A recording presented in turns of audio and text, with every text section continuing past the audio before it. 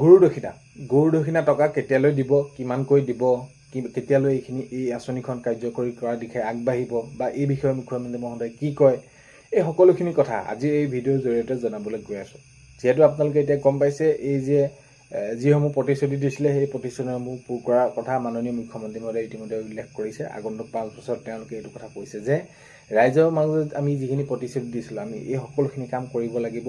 যিহেতু আমাক আঁকোৱালি লৈছে, আমাক সেইখিনি এইবাৰ তেনেদৰে তেওঁলোকে সঁহাৰি জনালে এইখিনি আমি কাম কৰিব লাগিব। এতিয়া এইখিনিতে আপোনালোকক জনাবলৈ গৈ আছোঁ যে এই গুৰু দক্ষিণা আঁচনিৰ জৰিয়তে কোনসকল শিক্ষাগুৰু পৰিব বা এতিয়া বহুতো এনেধৰণৰ শিক্ষাগুৰু আবেদন কৰিছে যে 2013 চনৰ শিক্ষাগুৰুসকলে। তো এই বিষয়খিনি আপোনালোকক জনাবলৈ গৈ আছোঁ। কেতিয়ালৈ কি হ'ব নহ'ব ভিডিঅ'টো আপোনালোকে শেষৰলৈকে চাব বুলি আশা কৰিছোঁ।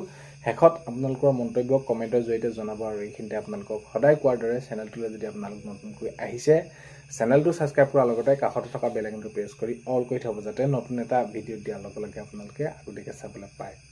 যদি ভিডিঅ'টো চাই ভাল পায় লাইক এটা কৰি দিব আৰু শ্বেয়াৰ কৰি দিব বুলি আশা কৰিলোঁ। এতিয়া আমি যদি চাওঁ তেনেহ'লে অহা 21 তাৰিখৰ পৰা বিধানসভা বাজেট অধিৱেশন অনুষ্ঠিত হ'বলৈ গৈ আছে।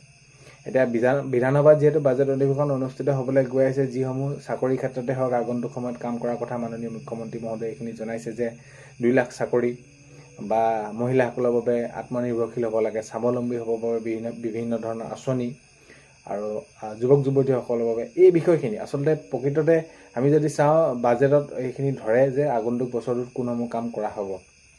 সেয়া শিক্ষা, স্বাস্থ্য, গৃহ, চাকৰি ক্ষেত্ৰত যি নহওক, যোনটো বিষয়ৰ ওপৰতে নহওক, কৃষি ক্ষেত্ৰতে হওক, কোনসমূহ বিষয়ত আমি কিমান খৰচ কৰিম, কোনসমূহ শিতানত কিমান কেনেদৰে কৰিম এইখিনিৰ ওপৰত আলোচনা কৰে আৰু বাজেট সেইখিনি ৰূপায়ণ কৰে।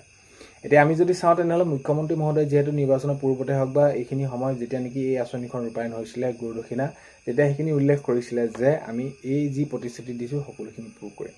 এতিয়া নিশ্চয় গুৰু দক্ষিণা আঁচনিৰ ক্ষেত্ৰত এতিয়া এই যি বাজেট অধিৱেশন অনুষ্ঠিত হ'বলৈ গৈ আছে তাতে ভাল খবৰ ওলাব বুলি সকলোৱে আশা কৰি আছে, অৰ্থাৎ ভাল খবৰ ওলাব।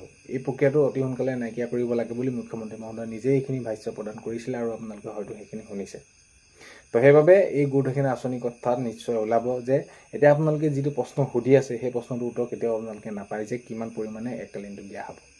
সেইটো নিৰ্ভৰ কৰিব শিক্ষামন্ত্ৰী ডাঙৰীয়া মন্তব্য কৰিছিলে বা মুখ্যমন্ত্ৰী মহোদয়ে যদি কৈছে আপোনালোকে নিশ্চয় শুনিছে যে আবেদন কিমানে কৰিছে, কিমান আবেদন কৰিছে শিক্ষাগুৰুসকলে, তো তাৰ ওপৰত ভিত্তি কৰি এককালীনটো দিয়া হ'ব। আৰু যিটো এককালীন তেওঁলোকৰ বাবে ধৰি লওক বৃদ্ধ বয়সত তেওঁলোকৰ সেইখিনি সুবিধা হোৱাকৈ দিব। এতিয়া ধৰি লওক একেবাৰে কম পৰিমাণো নহ'ব এককালীন, সেইখিনিও জনাইছে মুখ্যমন্ত্ৰী মহোদয়ে, কিন্তু একেবাৰে নিৰ্ভৰ কৰিব যে আবেদন কিমানে কৰিছিলে তাৰ ওপৰত ভিত্তি কৰি এককালীনটো দিয়া হ'ব।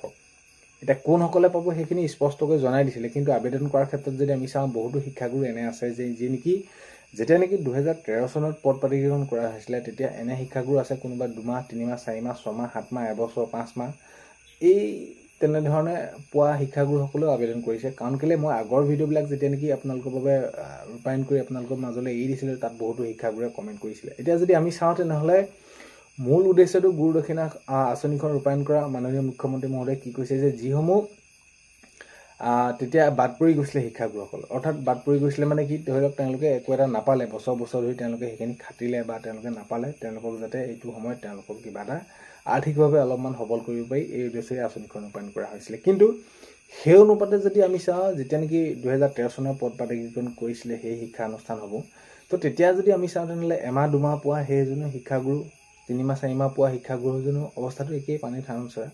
তো পাৰ্থক্যটো বহুত বেছি নাথাকিব এই ক্ষেত্ৰত। এতিয়া আগন্তুক সময়তহে সঠিককৈ গম পোৱা যাব, কিন্তু যেতিয়া নেকি আঁচনিখন ৰূপায়ণ কৰা হৈছিলে তেতিয়া কিন্তু এইটোৱে কোৱা হৈছিলে যে যিসকল বাদ পৰিছিলে, এতিয়া যদি হওক এতিয়া কোনোবাই তেনেদৰে 4 মাহ 5 মাহ 6 মাহ, এমাহ 2 মাহ পোৱা সকলো আবেদন কৰিছে, এই ক্ষেত্ৰত কিন্তু আগন্তুক সময়ত গম পোৱা যাব। আৰু এইটো কথা এটা মানি ল'ব পাৰি বা ধৰিব পাৰি যে মুখ্যমন্ত্ৰী মহোদয়ে এই বিষয়টো হয়তো নিশ্চয় গুৰুত্ব সহকাৰে চাব। কাৰণ কেলৈ বিষয়টো তেওঁ নুলিয়াওঁ বুলি ক'লেও এই আঁচনিখন পাৰিলে গুৰু দক্ষিণা আঁচনিখন, তো যে তেওঁ উলিয়াইছে কাৰণ কেলৈ এতিয়া যিসমূহ ভেঞ্চাৰ পৰ্যায়ৰ বিদ্যালয় আছে সেইসমূহ প্ৰাধিকৰণ কৰাৰ বিষয়টো বেলেগ আৰু এই বিষয়টো অলপমান বেলেগ।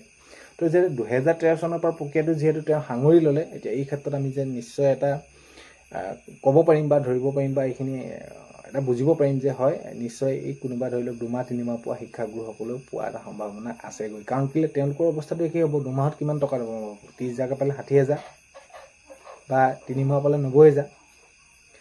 তো এই বিষয়খিনি আগন্তুক সময়তে গম পোৱা যাব, কি কেনেদৰে আগবাঢ়ে বা কি হ'ব নহ'ব আগন্তুক সময়ত গম পোৱা যাব। এতিয়া কথাটো হ'ল কি এই যে যিসকল শিক্ষাগুৰুৱে আবেদন কৰিছে যাতে সকলোৱে তেওঁলোকে পায় সুবিধাটো বা তেওঁলোকে যি সমস্যাত ভুগি আছে সকলোখিনি সমাধান হয়, মুঠৰ ওপৰত এই প্ৰক্ৰিয়াখিনি কাৰ্যকৰী অতি সোনকালে হ'ব লাগে।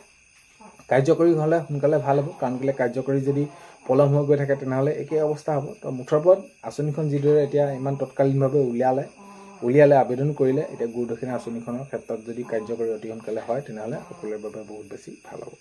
তো আগন্তুক সময়ত গম পোৱা যাব 21 তাৰিখৰ পৰা এতিয়া যিহেতু বিধানসভা বাজেট অধিৱেশন অনুষ্ঠিত হ'বলৈ গৈ আছে, আগন্তুক সময়ত খবৰসমূহ পোৱা যাব। খবৰসমূহ পালে নিশ্চয় আপোনালোকক ভিডিঅ'ৰ জৰিয়তে জনাবলৈ চেষ্টা কৰিম। তো দেখা যাওক কি হয় নহয়, আগন্তুক আপোনালোকক জনাম। ভিডিঅ'টো শেষলৈকে চোৱাৰ বাবে বহুতেই বেছি ধন্যবাদ। এইখিনিতে আপোনালোকক ভিডিঅ'ৰ প্ৰথমতে কোৱাৰ দৰে চেনেলটোলৈ যদি আপোনালোক নতুনকৈ আহিছে, ছাবস্ক্ৰাইব কৰাৰ লগতে কাষতে থকা বেল আইকনটো প্ৰেছ কৰি অল কৰি থ'ব, যাতে নতুন এটা ভিডিঅ' দিয়াৰ লগে লগে আপোনালোকে আগতীয়াকৈ চাবলৈ পায়। আজিলৈ মানে অন্য এটা ভিডিঅ'তে লগ পোৱাৰ আশাৰে বাই।